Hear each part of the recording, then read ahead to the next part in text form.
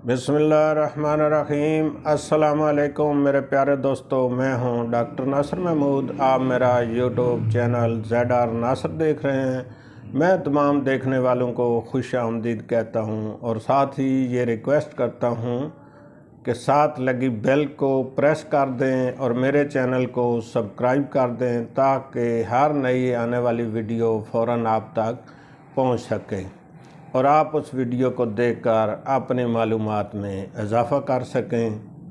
मेरे प्यारे दोस्तों, आज की इस वीडियो में मैं आपको जो बताना चाहता हूँ वो है फालिज। फालिज क्या है? फालिज को इंग्लिश में पैरालिसिस कहते हैं। ये दिमाग की बीमारी है। फालिज जो है ये दिमाग में होता है, इंसान के दिमाग में होता है।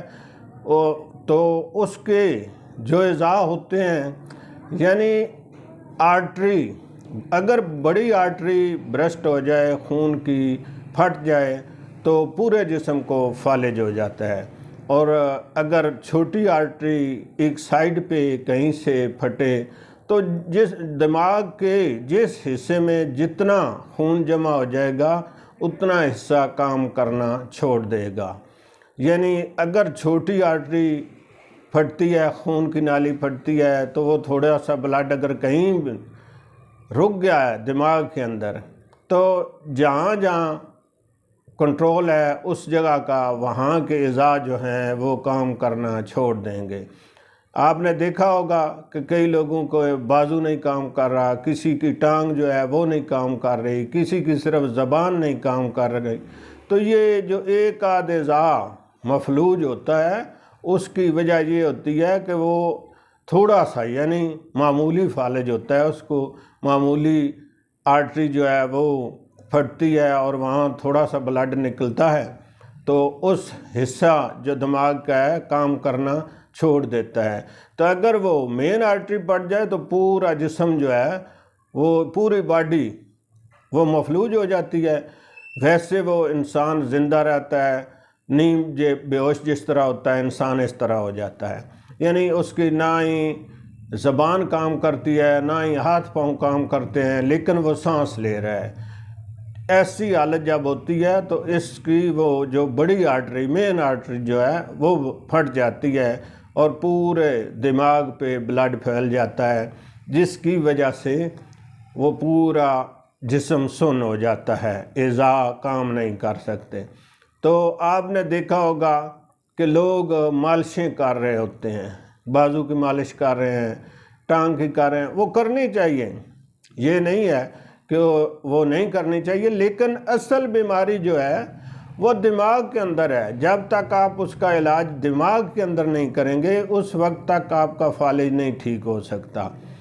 तो ये काबिल इलाज है मर्ज़। ये फालिज जो है बाज़ लोगों को हो जाता है तो वो समझते हैं कि अब तो मैं पूरी ज़िंदगी इस तरह ही गुजारूंगा, मेरा हाथ काम नहीं करेगा, टांग काम नहीं करेगी। नहीं, ऐसा बिल्कुल नहीं है। फालिज जो है ये काबिल इलाज मर्ज़ है। दूसरी बात यह है कि जो ही आपको फालिज होता है फ़ौरन डॉक्टर साहब से रब्ता करें, किसी अच्छे डॉक्टर से रब्ता करें। अगर आप फ़ौरन मेडिसिन ले लेंगे, दवाई ले लेंगे तो आपको इतनी बीमारी की शिद्दत महसूस नहीं होगी। बाज़ लोग जो हैं उसका इलाज नहीं करते कि अब फालिज हो गया, अब इसका तो ऐसे ही निज़ाम चलेगा। नहीं, ऐसा बिल्कुल नहीं है।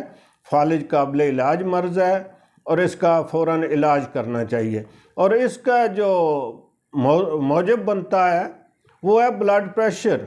आपका ब्लड प्रेशर अगर कंट्रोल में रहे तो फालिज नहीं होता। ये कई लोग जो हैं वो चेक ही नहीं है ब्लड प्रेशर करवाते कि नहीं जी, ये तो एक वहम पैदा करने वाली बात है।